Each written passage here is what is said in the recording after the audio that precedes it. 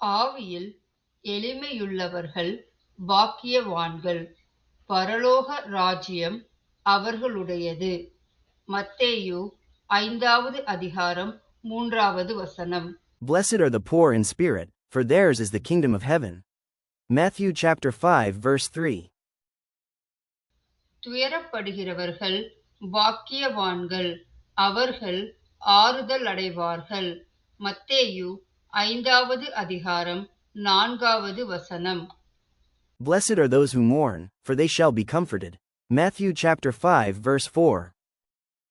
சாந்த குணமுள்ளவர்கள் பாக்கியவான்கள், அவர்கள் பூமியை சுகந்தரித்துக் கொள்ளுவார்கள். மத்தேயு 5வது அதிகாரம் 5வது வசனம். Blessed are the meek, for they shall inherit the earth. Matthew chapter 5 verse 5. நீதியின் மேல் பசி தாகமுள்ளவர்கள் பாக்கியவான்கள், அவர்கள் திருப்தி அடைவார்கள்.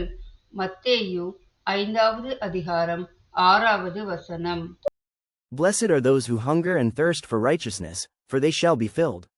Matthew chapter 5 verse 6.